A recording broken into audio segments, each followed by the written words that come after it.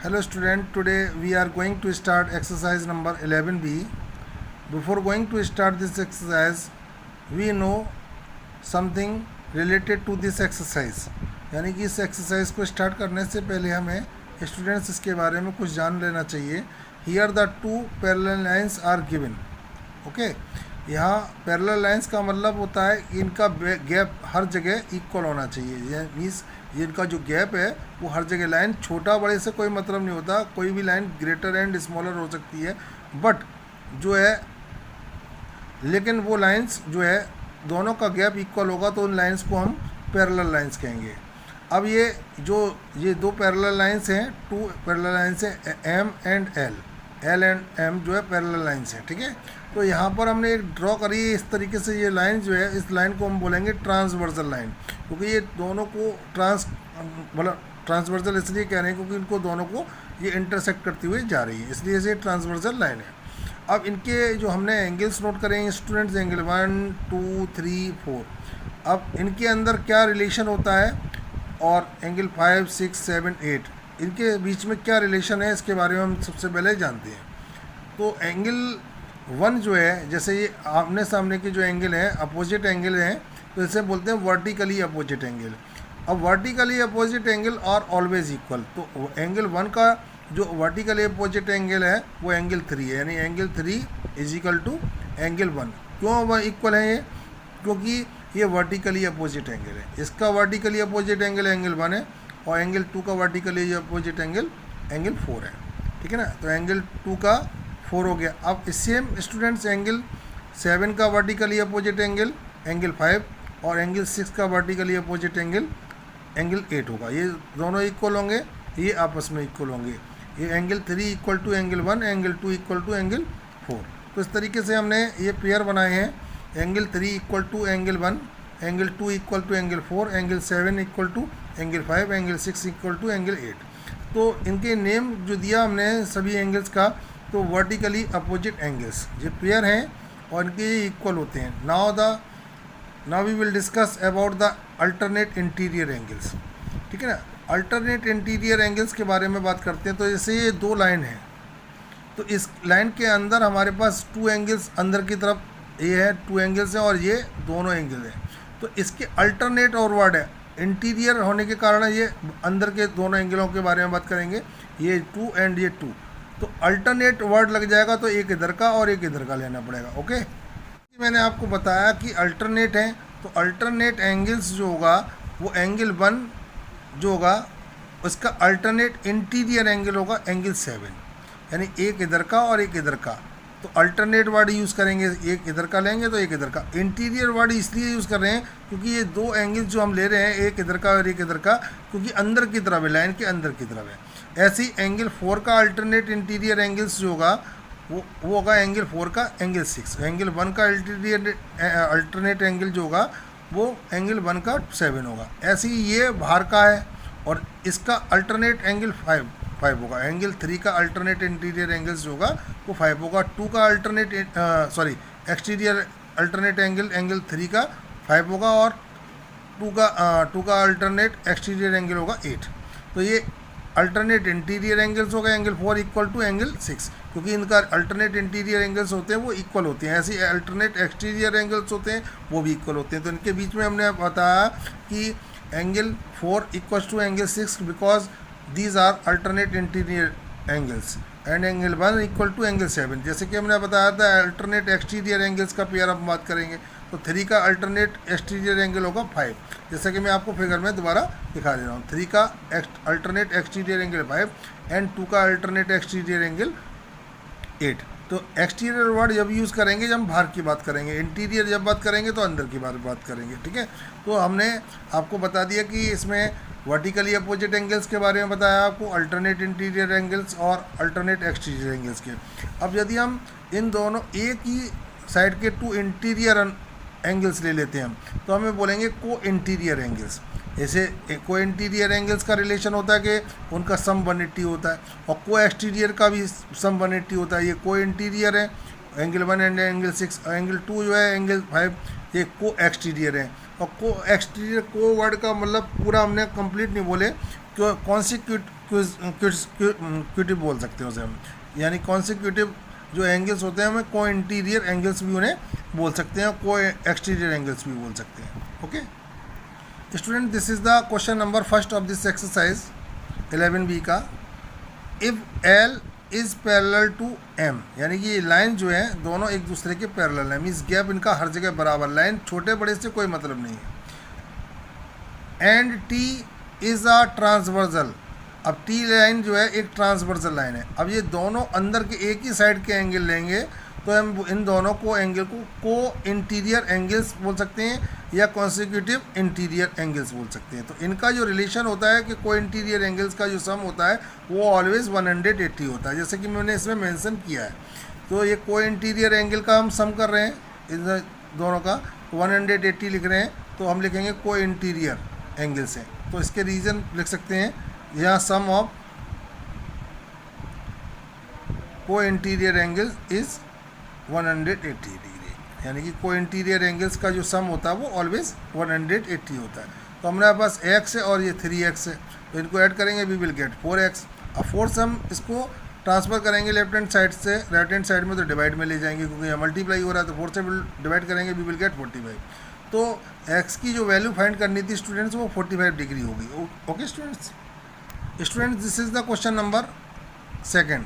In the adjoining figure, जो figure दे रखी है क्वेश्चन में, आइडेंटिफाई द फॉलोइंग, ये क्वेश्चंस दे रखे हैं। तो corresponding a pair of corresponding angle, corresponding angles का मतलब हो गया ये इसके, जैसे इस लाइन के ऊपर इस साइड में ये एंगल है तो इसका कोरस्पॉन्डिंग एंगल 1 हो जाएगा, और 6 का कोरस्पॉन्डिंग एंगल 2 हो जाएगा। अब 3 का कोरस्पॉन्डिंग जैसे नीचे है तो इसके बी लाइन में नीचे रखेंगे, तो कोरस्पॉन्डिंग एंगल्स जो होंगे इसके 3 का कोरस्पॉन्डिंग एंगल 7 होगा और 4 का कोरस्पॉन्डिंग एंगल 8 होगा। 5 का कोरस्पॉन्डिंग एंगल 1 का 5, इनका रिलेशन जो होता है corresponding angles are always equal, ठीक है ना। तो a pair of corresponding angles, pair जो है आपके पास 1 एंगल 1 एंड एंगल 5, ये पेयर बना फर्स्ट पेयर है। अब एंगल 4 का जो होगा वो एंगल 8 होगा, तो ये सेकंड पेयर में हमने नोट करा है। एंगल 2 का जो होगा हमारे पास एंगल 6 होगा, क्योंकि ये लाइन के ऊपर है वो इस साइड में, और तो इस साइड में ही आपको ऊपर लाइन में लेना पड़ेगा।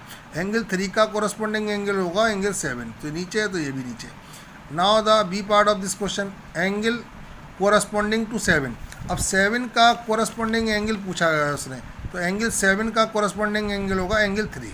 तो हमने नोट करा है कि angle 3 is the corresponding angle of to angle 7। Now the angle alternate to 4, alternate का मतलब एक इस साइड का तो दूसरा इस साइड का, यानी अंदर का हम ले रहे हैं तो इसमें भी हमें इंटीरियर ही लेना पड़ेगा। तो इसका अल्टरनेट एंगल्स होगा वो एंगल 6 होगा, तो मैंने एंगल 6 नोट करा है इसमें, ठीक है। Now the alternate angle to angle 1, angle 1 का अल्टरनेट एंगल पूछा गया है। तो एंगल 1 का अल्टरनेट एक्सटीरियर है ये, तो हमें इधर दूसरी साइड में एक्सटीरियर में ही देखना पड़ेगा, तो इसका अल्टरनेट एक्सटीरियर एंगल जो होगा वो एंगल 7 होगा। ओके स्टूडेंट्स, जैसे कि मैंने इसमें मेंशन किया है आंसर में इसमें। अब pair of consecutive interior angles, यानी कॉन्सिक्यूटिव का मतलब को इंटीरियर भी बोल सकते हैं। तो हमारे पास को इंटीरियर में 3 का जो है 6 हो गया एंड 4 का 5 हो गया। को इंटीरियर या कॉन्सिक्यूटिव या बोल सकते हैं इनको, ठीक है। 4 का 5 हो गया, 3 का 6 हो गया। तो हमने नोट करा है 3 and 6, angle 3 and angle 6 and angle 4 and angle 5। तो यहाँ पर हमने ये मेंशन करा है। Now the A part of this question, A part में a pair of linear angles, यानी लीनियर एंगल्स जिनका सम 180 हो। तो जो एडजेसेंट एंगल होते हैं वो हमेशा लीनियर पेयर होते हैं, जैसे 1 का हो गया 2, 2 का हो गया 3, 3 का हो गया 4, 4 का हो गया 1। तो ऐसे पेयर हमारे पास ऐसी 5 का 6, 6 का 7, 7 का 8, 8 का 5। तो हमने यहाँ नोट करें एंगल्स इसमें स्टूडेंट्स, एंगल 1 का 2, अगल बगल के एंगल 2 का 3, 3 का 4, 4 और 1 का 4 या 4 का 1, दोनों में से कुछ भी नोट कर सकते हैं आगे। 6 का 5 या 5 का 6 भी बोल सकते हैं, और 5 का 8 और 6 का 7, 7 का 8। तो a pair of vertically opposite angles, vertically opposite angles का मतलब आमने सामने के, ये एंगल है इसका वर्टिकली अपोजिट एंगल, और इसका एंगल 1 का वर्टिकली अपोजिट एंगल 3 है। तो एंगल 5 का वर्टिकली अपोजिट एंगल 7 और 6 का वर्टिकली अपोजिट एंगल 8 हो गया। तो हमने यहाँ नोट करें pair of vertically opposite angle में स्टूडेंट्स 1 का 3 अपोजिट एंगल है, और वर्टिकली अपोजिट एंगल 2 का 4 है, 5 का 7 एंड 6 का 8। तो ये हमारे पास पेयर्स बने हैं, 4 पेयर्स बने वर्टिकली अपोजिट एंगल्स के। Okay student, this is the question number 3। If line L parallel to M, ये पैरेलल होने के लिए साइन है, यानी पैरेलल हम लिखेंगे नहीं स्पेलिंग इसकी है, पैरेलल का साइन बनाएंगे। पैरेलल टू एम, ये साइन है पैरेलल, दो लाइन लंबी ड्रॉ कर देंगे तो उसको हम बोलेंगे पैरेलल। यानी ये दोनों लाइंस जो हैं हमारे पास पैरेलल हैं, यानी इसका नाम एल है और इसका नाम एम है, ये दोनों लाइन पैरेलल हैं। फाइंड द अननोन एंगल्स, जो जैसे X Y Z U T W L, यानी कि जो हमारे पास ये अननोन एंगल्स हमें पता करने हैं। जैसे कि हमें 65 इसकी वैल्यू मालूम है, तो इसकी वैल्यू इसके जस्ट अपोजिट जो एंगल होगा वो वर्टिकली अपोजिट एंगल होगा। तो ये दोनों एंगल वर्टिकली अपोजिट एंगल के बीच में जो रिलेशन होता है वो इक्वल का रिलेशन होता है, यानी दोनों angle vertically opposite angle equal होते हैं। तो वह एंगल 65 और ए वाई दोनों इक्वल होंगे। इसके पीछे लिखना पड़ेगा वी ओ ए, यानी वर्टिकली अपोजिट एंगल्स। पूरा स्पेलिंग ना लिख के शॉर्ट में हमने नोट करा है। अब हमारे पास यू है, यू जो है इसका, ये दोनों लाइन पैरेलल है तो इसके कोरस्पॉन्डिंग एंगल होंगे, ये दोनों एंगल होंगे तो कोरस्पॉन्डिंग एंगल होंगे। तो यू की वैल्यू होगी वो एक कोरस्पॉन्डिंग एंगल होंगे। अब u इक्वल टू हमारे पास, या फिर हम ये भी लिख सकते हैं अल्टरनेट इंटीरियर एंगल्स लिख सकते हैं इनको, u इक्वल टू y, क्योंकि ये दोनों अंदर के दोनों एंगल हैं, इस लाइन के अंदर के जो एंगल है, और एक इधर का और एक इधर का है, दोनों डिफरेंट अदर साइड में है, अलग अलग साइड में है, इसलिए अल्टरनेट इंटीरियर एंगल्स बोलेंगे। तो अल्टरनेट इंटीरियर एंगल्स हमने लिखा u is equal to Y, और हम y की वैल्यू पुट करेंगे यहाँ 65, तो u की वैल्यू भी 65 हो जाएगी। Okay students, now we will find the value of w। हम w की वैल्यू कैसे फाइंड करेंगे, क्योंकि w हमारे u की वैल्यू हम फाइंड कर ही चुके हैं यहाँ, तो u की वैल्यू हमारे पास आई है 65। अब हम w की वैल्यू कैसे फाइंड करेंगे, क्योंकि w u के इक्वल होगा, क्योंकि ये वर्टिकली अपोजिट एंगल है। तो angle w is equal to angle u, ये वर्टिकली अपोजिट एंगल। तो u की वैल्यू पुट कर देंगे जो हमने फाइंड की थी 65, तो हमने u की जगह रिप्लेस कर दी इसकी वैल्यू। अब w की वैल्यू हमारे पास मिल गई। अब हम फाइंड करेंगे स्टूडेंट्स एंगल x की वैल्यू। तो x की वैल्यू जो होगी वो स्टूडेंट्स, ये दोनों एंगल्स हुए हैं को इंटीरियर हैं या कॉन्सिक्यूटिव हैं। तो इन कॉन्सिक्यूटिव एंगल्स का जो सम होता है वो ऑलवेज 180 होता है। तो मैंने angle u plus angle x लिखा है, तो angle u plus angle x दोनों का जो सम होगा 180 होगा। ठीक है, 180 नोट कर दिया। u की वैल्यू हम फाइंड कर ही चुके हैं स्टूडेंट्स, यहाँ u की वैल्यू 65, तो 65 पुट कर दिया हमने। ये 65 पुट करने के बाद स्टूडेंट्स इसको ट्रांसफ़र करके ले गए, हमारे पास जो रिमेनिंग रह गई वो इसको दोनों का डिफरेंस करके आई, तो वो एंगल x की वैल्यू हो गई। जब हमारे पास एंगल x की वैल्यू फाइंड हो गई स्टूडेंट्स, तो हम ये z की भी फाइंड कर सकते हैं। कैसे कर सकते हैं, क्योंकि ये दोनों वर्टिकली अपोजिट एंगल होंगे, आमने सामने के जो एंगल होंगे वर्टिकली, इनकी वैल्यू हो गई वर्टिकली अपोजिट एंगल की वैल्यू ऑलवेज इक्वल होती है। यानी आप लिखेंगे कि angle z equal to angle x की वैल्यू हम फाइंड कर चुके हैं, तो 115 है, तो z की भी वैल्यू 115 होगी, क्योंकि opposite vertically opposite angle always equal होते हैं। उसके रीज़न भी पीछे लिखा कि क्यों है। Angle z t is equal to z, angle t is equal to z, angle t is equal to z इसलिए लिखा है क्योंकि ये दोनों कोरस्पॉन्डिंग एंगल है। ये कोरस्पॉन्डिंग एंगल है, ये इस लाइन के इस साइड में लिया गया, तो इस लाइन के इस साइड में एक ही साइड के जो होंगे वो एंगल वो दोनों कोरस्पॉन्डिंग होंगे। तो हमारे पास कोरस्पॉन्डिंग एंगल लिखा t is equal to z। z की वैल्यू हम फाइंड कर चुके हैं स्टूडेंट्स, 115 आई है, तो सॉरी x की वैल्यू फाइंड कर चुके हैं, तो x की वैल्यू 115 है, तो z की वैल्यू भी 115 होगी। और हम z की वैल्यू हम पुट कर देंगे यहाँ अपने यहाँ पे, तो t की वैल्यू आ जाएगी।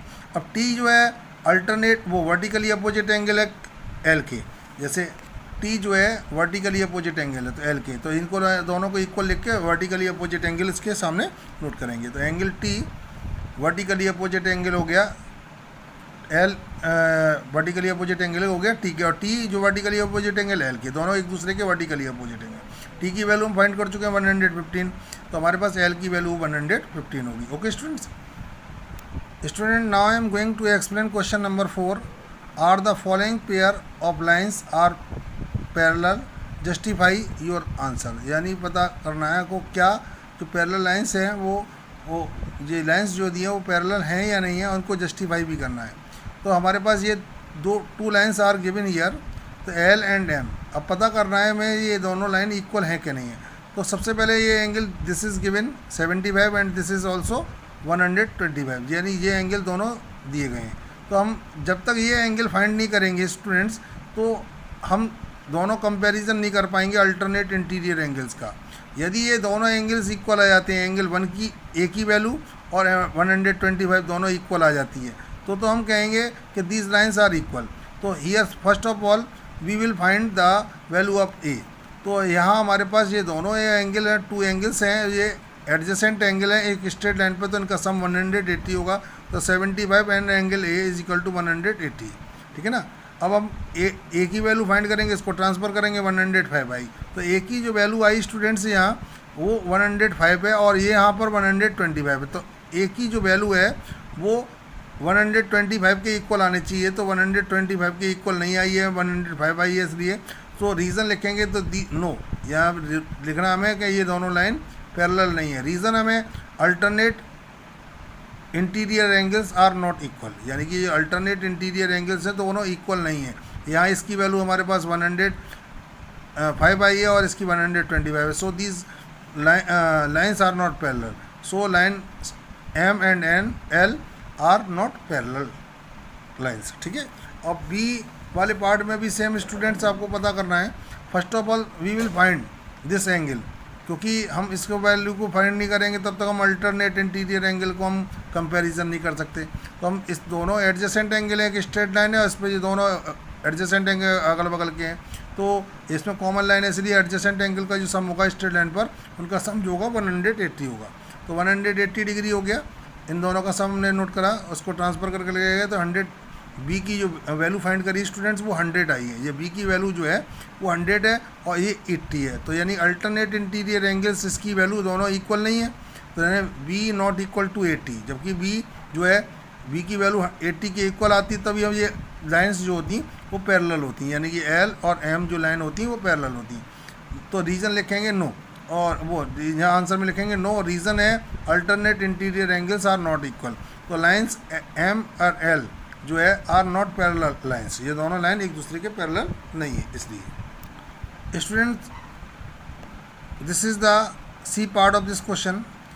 स्टूडेंट्स हमें कंपैरिजन करना है इसमें कि ये दोनों अल्टरनेट इंटीरियर एंगल्स इक्वल हैं कि नहीं। हम सबसे पहले इस एंगल को फाइंड करेंगे, तो एक हमारे पास एडजेसेंट एंगल है स्ट्रेट लाइन पे, सी की वैल्यू फाइंड करेंगे, इन दोनों का सम करके 180 करके, इन दोनों को 180 सम कर लिया, इसको ट्रांसफ़र कराएंगे 80 आया। तो ये सी की जो वैल्यू आई है वो 80 आई है, ये सी की वैल्यू जो है 80 है, तो मीन्स इसके इक्वल है। तो ये जब दोनों इक्वल हो जाएंगी, सी की वैल्यू 80 आ गई हमारे पास और यहाँ पे भी ऑलरेडी 80 है, तो यानी कि ये दोनों अल्टरनेट इंटीरियर एंगल्स इक्वल हैं। तो इसलिए हम आंसर में लिखेंगे यस, रीज़न है alternate interior angles are equal, so the lines L and M, यानी कि जो लाइन एल और एम है वो are parallel lines. Now the D part of this question students, here the two lines are given.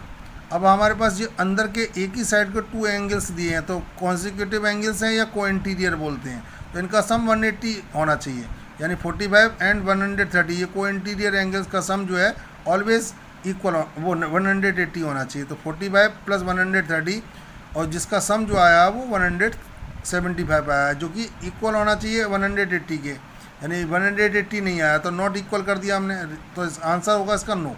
Reason है sum of the co-interior angles is not equal to 180 degree, यानी कि ये को interior angles हैं उनका सम 180 नहीं आया है, इसलिए ये दोनों लाइंस जो हैं L and M are not parallel lines to each other. Okay students, the E part of this question, ये हमारे पास एक्सटीरियर एंगल है और ये भी हमारे पास एक्सटीरियर है, ये इस साइड का और ये इस साइड का है, तो ये एक्सटीरियर एंगल्स हैं और अल्टरनेट एंगल्स हैं और बोथ आर इक्वल। तो ये दो लाइन होंगी पी एंड एम, ठीक है ना। तो यस, रीज़न लिखना है हमें कि alternate exterior angles are equal, so lines P and M are parallel lines. Now the A part of this question students, here the two lines are given L and M, अब आपको पहले इसको D की value find करनी पड़ेगी, फिर इसका comparison करना पड़ेगा अल्टरनेट एंगल से। तो डी की वैल्यू फाइंड करने के लिए इन दोनों का सम 180 लिखेंगे। अब इसको ट्रांसफ़र करेंगे तो डी की वैल्यू हमारे पास आई स्टूडेंट्स 100, और डी की वैल्यू 100 हो गई, और जबकि यहाँ अल्टरनेट एंगल की वैल्यू जो है 120 है। तो ये दोनों अल्टरनेट एंगल्स जो हैं वो दोनों इक्वल नहीं है, तो इसको ये दोनों लाइन्स जो होंगी L and M are not parallel. Reason लिखाएंगे alternate interior angles are not equal. तो डी की वैल्यू 120 की इक्वल आनी चाहिए थी, अब 100 आई है, तो lines L and M are not parallel lines. Okay students, this is the question number 5। The arms of two angles, ये टू एंगल्स दे रखे हैं यहाँ, ये यहाँ पर जो दो एंगल्स दे रखे हैं इनकी आर्म्स आर पैरेलल्स। ये दो आर्म्स हैं, इसकी ये पैरेलल है, ये इसके पैरेलल है, ठीक है। एंगल जी ई एफ की जो वैल्यू है 58 है, तो जी ई एफ की जो वैल्यू है, जी ई एफ की जो वैल्यू है 58 है।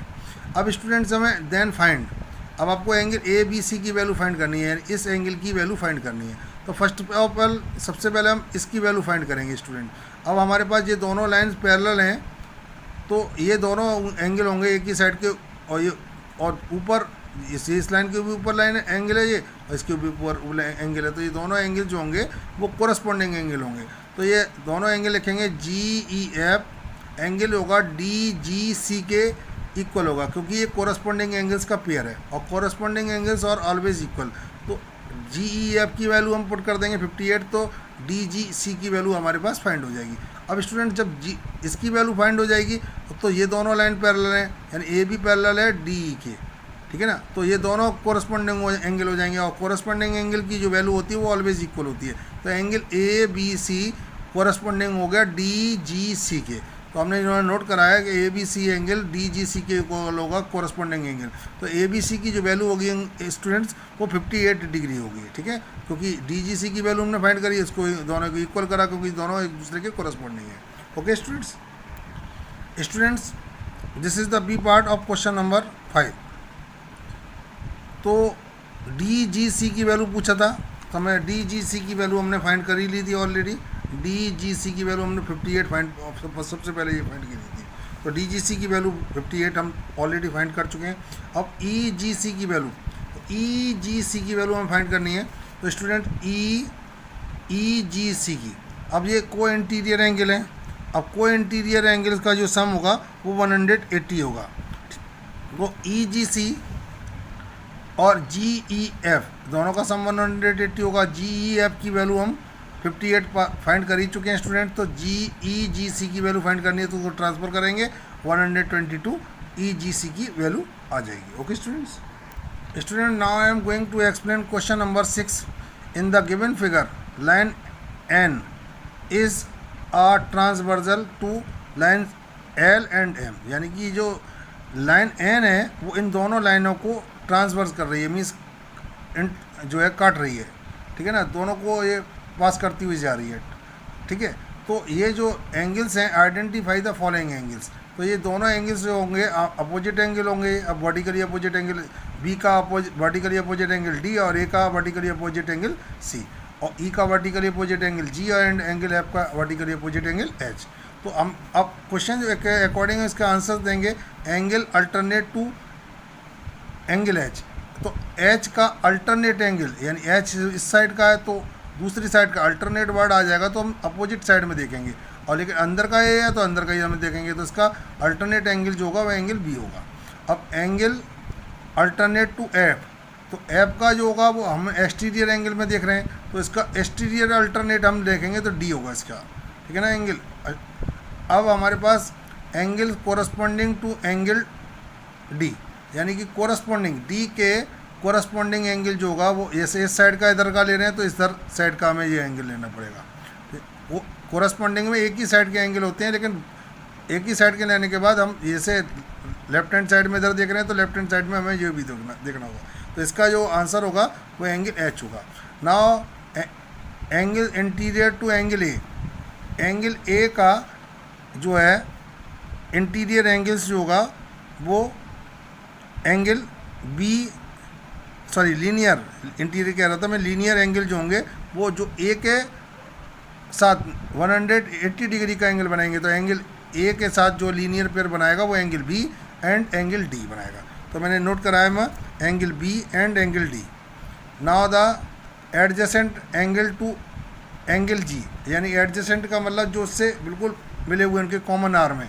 तो एंगल जी का जो है एडजेसेंट एंगल एंगल एफ होगा एंड एंगल एच होगा। तो मैंने नोट कराया angle H and angle F. अब angle consecutive to angle E, consecutive का मतलब को इंटीरियर, तो ई का को इंटीरियर एंगल जो होगा वो ई का को इंटीरियर एंगल होगा एंगल बी। तो कॉन्सिक्यूटिव का मतलब को इंटीरियर एंगल होगा इसका बी। तो इसका आंसर हमने नोट करा students angle B. Okay students, now I am going to explain question number 7 in the given figure L and M, यानी ये टू लाइंस पैरेलल हैं। पैरेलल होने का साइन है, ये टू लाइंस हम ड्रॉ कर देंगे इस तरीके से, तो पैरेलल होने। Find the value of angle A B C D D E F, give reasons, यानी कि इसकी वैल्यू फाइंड करनी है ए बी सी डी की। तो ये दोनों ये एंगल हैं, ये वर्टिकली अपोजिट एंगल है, तो इसके दोनों की इक्वल वैल्यू होगी। तो angle A equal to 180 degree, इसका रीज़न है वर्टिकली अपोजिट एंगल। अब ये हमारे पास ये को इंटीरियर एंगल हो गए ए एंड बी, तो ए एंड बी का जो सम होगा वो को इंटीरियर होने के कारण इनका सम जो होगा 180 होगा। तो angle A and angle B का सम 180 हो गया। इंटीरियर एंगल्स यानी को इंटीरियर एंगल बोल सकते हैं हम, को इंटीरियर एंगल्स। तो इनका हम एक ही वैल्यू पुट कर देंगे हमने जो फाइंड करी है स्टूडेंट्स। तो इसको ट्रांसफ़र करेंगे 120 ट्रांसफ़र होकर माइनस में हो जाएगा, इसको सब्ट्रैक्ट करेंगे तो एंगल बी की वैल्यू हम फाइंड कर सकते हैं इस तरीके से। अब एंगल बी के बाद हमें एंगल सी की वैल्यू फाइंड करनी है। तो एंगल सी की जो वैल्यू हम फाइंड करेंगे, जैसे एंगल बी के ये दोनों वर्टिकली अपोजिट एंगल हो गए, तो एंगल जो सी जो है इसके 85 के वर्टिकली अपोजिट हो गया, तो ये वर्टिकली अपोजिट एंगल हो गए। अब हम एंगल सी के बाद डी की वैल्यू फाइंड करेंगे स्टूडेंट्स। तो एंगल डी की वैल्यू हम जो फाइंड करेंगे स्टूडेंट्स, तो वो कैसे फाइंड करेंगे कि ये दोनों जो एंगल हैं, ये एंगल ए और एंगल डी, ये दोनों एंगल जो हैं वो इक्वल होंगे क्योंकि ये कोरस्पॉन्डिंग एंगल है। तो एंगल ए एंगल डी दोनों कोरस्पॉन्डिंग एंगल है, तो एंगल डी की वैल्यू हम फाइंड करनी है। एंगल ए की वैल्यू हम ऑलरेडी फाइंड कर चुके, तो एंगल ए की वैल्यू यहाँ रिप्लेस कर देंगे, तो एंगल डी की वैल्यू इस तरीके से हम फाइंड कर सकते हैं। Now we will find D के बाद हम फाइंड करेंगे स्टूडेंट्स एंगल ई की वैल्यू। तो एंगल ई की वैल्यू हमारे पास ये एंगल ई है। अब ये दोनों को इंटीरियर एंगल्स हैं, तो को इंटीरियर एंगल्स जो होंगे वो उनका सम ऑलवेज 180 होगा, तो 180 डिग्री होगा इन दोनों का सम। तो angle 85 plus angle E equal to 180, इसको ट्रांसफ़र करेंगे, इसको 95 इसकी वैल्यू आ जाएगी एंगल ई की। तो इस तरीके से हम एंगल एफ की वैल्यू फाइंड करेंगे स्टूडेंट्स इसके बाद। तो एंगल एफ की वैल्यू कैसे फाइंड करेंगे, तो एंगल एफ जो है वर्टिकली अपोजिट एंगल है एंगल ई और एंगल एफ, तो वर्टिकली अपोजिट एंगल है, तो हमारे पास इसके ई की वैल्यू हम फाइंड कर चुके हैं, तो इसको इक्वल रख दें, रिप्लेस कर देंगे ई की जगह 95 को, और एंगल एफ की वैल्यू इस तरीके से फाइंड कर सकते हैं। Okay students, this is the question number 8। Line L and M parallel and T is a transversal, यानी एल और एम जो हैं दोनों पैरेलल हैं, यानी गैप इनका इक्वल है, और ये ट्रांसवर्सल लाइन है टी, ठीक है। Angle 4, if angle 4 and angle 3 का आर इन द रेशियो 2:3, यदि इसकी वैल्यू 2 है एंगल 4 की, तो इसकी 3 की वैल्यू 3 है। फाइंड द रिमेनिंग एंगल्स, तो हमारे पास एंगल 4 एंड एंगल 3 का जो रेशियो 2:3 है, तो लेट कर लेंगे एंगल 2b। तो स्टूडेंट्स हम एंगल 4 को लेट करेंगे, एंगल 4 को हम इसकी जो रेशियो है वो 2 है, तो 2x नोट कर देंगे। एंगल 3 का जो रेशियो वो 3 है, तो एंगल 3 को 3x पुट कर देंगे।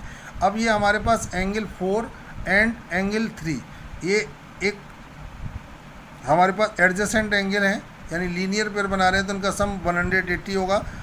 तो इन दोनों को एंगल 4 एंड एंगल 3 का जो सम होगा 180 होगा। तो इन दोनों की हम वैल्यू पुट कर देंगे, 2x इसकी 3x, ये हमने ये लेट की थी।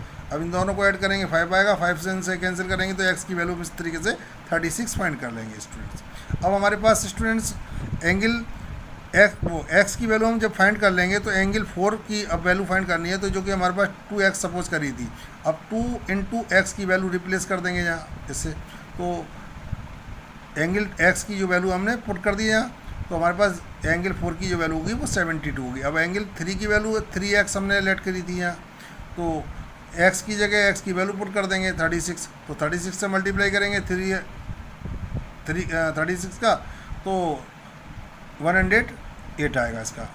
जो एंगल 3 की वैल्यू हमें फाइंड हो गई 108, एंगल 4 की वैल्यू 172 फाइंड हो गई। अब एंगल 1 एंड 3 हमने इक्वल क्यों लिखे हैं, क्योंकि एंगल 1 हमारे पास फिगर में एंगल 3 के इक्वल इसलिए है क्योंकि ये वर्टिकली अपोजिट एंगल है। तो एंगल 1 एंगल 3 के इक्वल है, वर्टिकली अपोजिट एंगल है, तो एंगल 3 की हम वैल्यू फाइंड कर चुके हैं 108, तो यहाँ पुट कर देंगे। एंगल 1 की इस तरीके से वैल्यू फाइंड कर सकते हैं। एंगल 2 जो है एंगल 4 के इक्वल है क्योंकि ये वर्टिकली अपोजिट एंगल है, जैसे कि मैं फिगर में आपको दिखा देता हूँ। एंगल 4 2 के इक्वल है क्योंकि वर्टिकली अपोजिट एंगल है। तो एंगल 4 इक्वल टू एंगल 2 के एक हम नोट कराया, तो एंगल 4 की वैल्यू पुट कर दी जो हमने फाइंड की थी 72 है, तो इस तरीके से एंगल 2 की वैल्यू हमें फाइंड हो गई। अब एंगल 5 एंगल 1 के इक्वल क्यों है, क्योंकि ये कोरस्पॉन्डिंग एंगल है। एंगल 5 एंगल 1 के कोरस्पॉन्डिंग हमने नोट कराया स्टूडेंट्स, तो ये एंगल 5 को हमने इक्वल लिखा 1 के, क्योंकि ये कोरस्पॉन्डिंग एंगल है। अब एंगल 1 की वैल्यू हम फाइंड कर चुके हैं स्टूडेंट 105, तो एंगल 5 की भी वैल्यू 105 हो जाएगी। सेम स्टूडेंट्स आपको क्या करना है कि एंगल 7 इक्वल टू एंगल 5, तो एंगल 7 हमने 5 के इक्वल लिखा है, क्यों नोट करा है, क्योंकि ये वर्टिकली अपोजिट एंगल है। तो vertically opposite angle are always equal, तो 105 की हमने एंगल 5 की हमने वैल्यू 105 फाइंड की थी, तो इसे पुट कर देंगे तो एंगल 7 की वैल्यू आ जाएगी। Angle 8 is equal to angle 4 हमने नोट करा है क्योंकि ये कोरस्पॉन्डिंग एंगल है, फिगर में देखेंगे आप।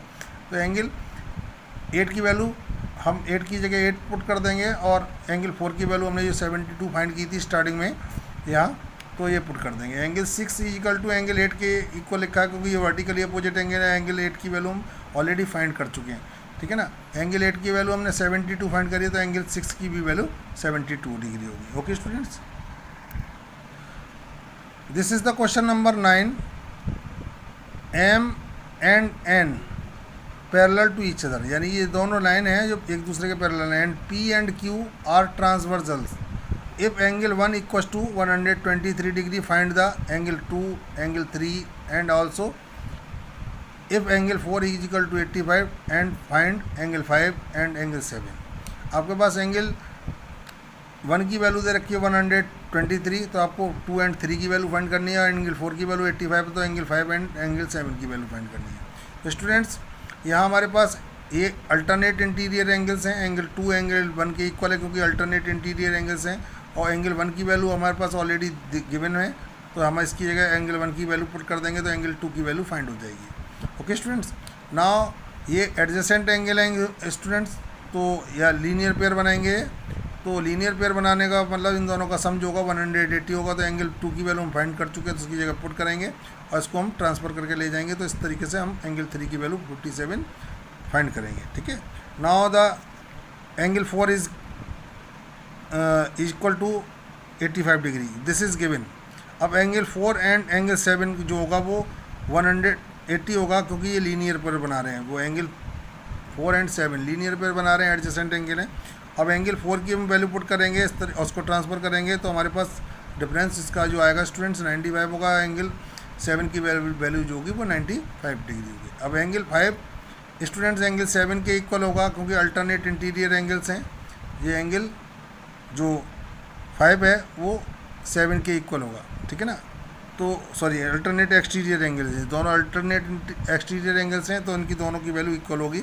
मैंने लिखा अल्टरनेट एक्सटीरियर एंगल्स, तो एंगल 5 और एंगल 7 की वैल्यू फाइंड कर चुके हैं, तो यहाँ हम नोट कर देंगे। तो इस तरीके से हम एंगल 5 की वैल्यू और स्टूडेंट एंगल 7 की वैल्यू, एंगल 2 की वैल्यू एंड एंगल 3 की वैल्यू फाइंड कर सकते हैं। Okay students, it is enough for today, so bye bye student.